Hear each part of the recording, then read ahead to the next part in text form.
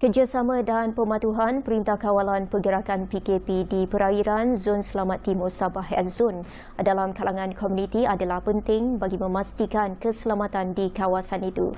Justru Komander Eastern Sabah Security Command (Eskom) Datuk Victor Sanchez berkata, Eskom juga menjalankan sesi libat urus bersama komuniti di kawasan Zon itu.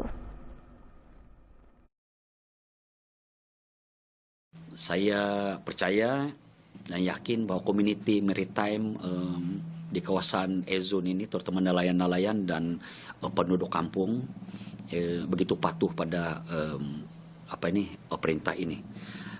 Selain itu, pasukan keselamatan PDRM, ATM dan juga APMM ataupun yang menjalankan penugasan di perairan Zon ini sentiasa mengadakan sesi libat urus dan tindakan penguatkuasaan dari masa ke semasa dengan penduduk setempat, baik yang tinggal di pulau pesisir pantai ataupun yang berada di kawasan daratan.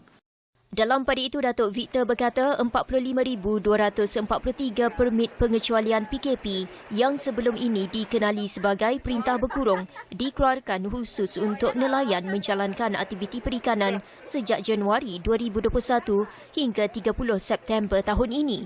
Permit itu diberikan kepada nelayan yang keluar melebihi 3 batu nautika dari pesisir pantai sejak perintah itu diperkenalkan bermula 2014 bagi mengekang jenayah rentas sempadan sejak tragedi Tandau pada 2013. PKP Zon kini hanya melibatkan perairan 3 batu nautika ke perairan sempadan antarabangsa di daerah Sandakan, Sempurna, Kunak, Lahad Datu, Beluran dan Kinabatangan bermula 6 petang hingga 6 pagi berkuat kuasa 17 Oktober lalu.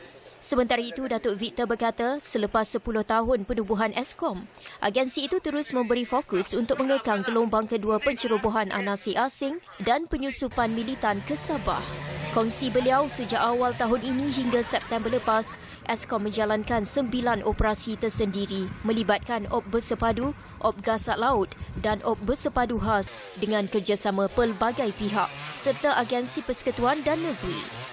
Eskom giat menjalankan kerjasama dengan pihak Western Mindanao Command Armed Forces of the Philippines ataupun dia dikenali sebagai Westmincon, AFB, PNP dan juga daripada Kepolisian Negara Republik Indonesia.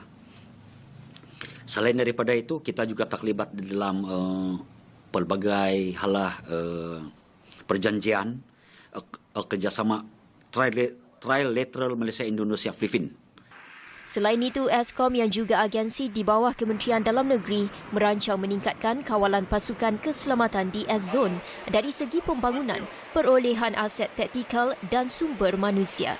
Penempatan company daripada Batalion 14 PGA Tawau untuk memperkuat keupayaan kawalan keselamatan di sempadan Malaysia Indonesia bertindak sebagai langkah awal pengukuhan kawalan sempadan sebelum penubuhan PGA dengan kekuatan 1 batalion di Nabawan, Keningau dan Kunak.